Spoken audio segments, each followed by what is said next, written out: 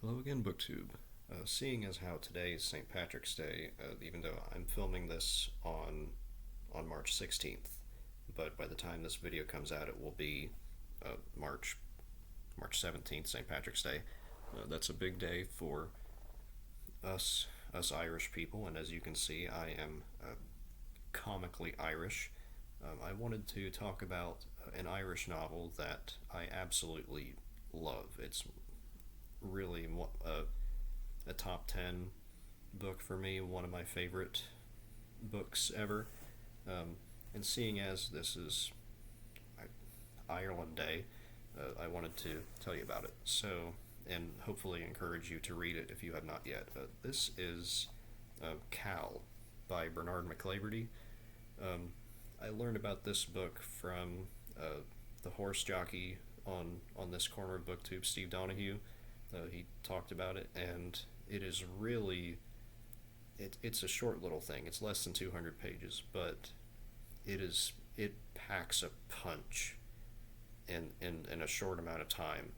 And it's set in I think the early 1980s. I read this back in I want to say August or September, and it's about the character named Cal, who he's 19 years old. He lives in the Irish, is it the county, or well, a neighborhood in Ulster, in Ireland. It's set I think in the early 1980s, and really it's about him sort of coming to grips with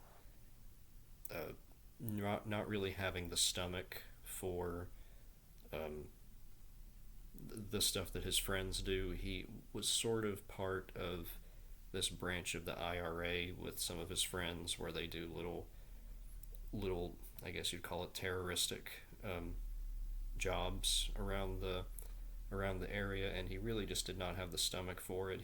He's very he's 19 years old. He's a sensitive kid. He's smart, but just a sensitive kid, and really it's about him coming to grips with that. And he decides after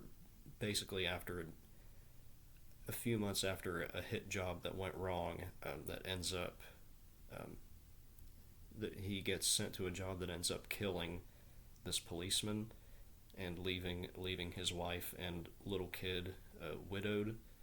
Um, he decides he wants out of it. He doesn't want any part of the stuff with his friends anymore. And he's also he lives with his dad. His dad works in an abattoir, and Cal sort of works at the abattoir now and then. But even with like the slaughtering of animals, he doesn't have the stomach for that, and he just really does not a whole lot of grit. This kid, but he's still a nice guy.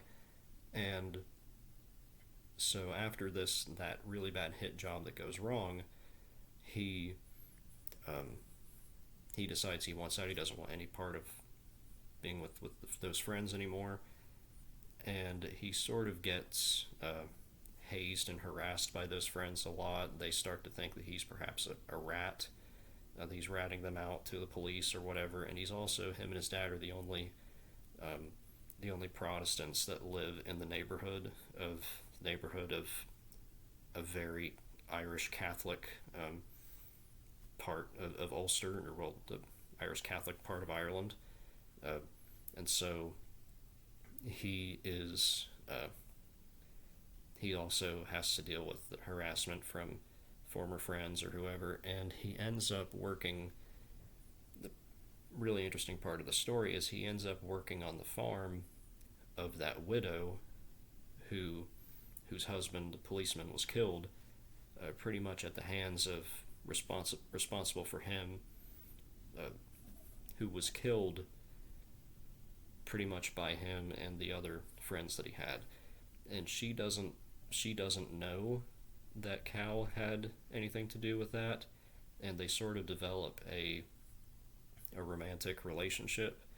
She's a few years older than him, so really the whole thing is about uh, his relationship with her and him trying to decide, well, do I tell her about this? Do I tell her about what I did? And like I just have this knot in my stomach because I know what I did, and I feel guilty about it.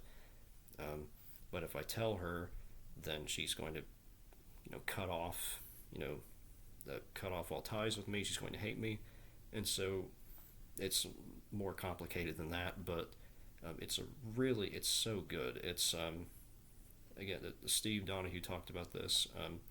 He calls it's a gut punch of a novel, and it that's really what it is, especially in the last few pages of this, and it's just so good. It's one of those novels that it captures that sort of quiet longing, to use a pretentious term, that quiet the quiet longing for connection, intimacy, someone to understand you at at a very impressionable age, and it's really good. Uh,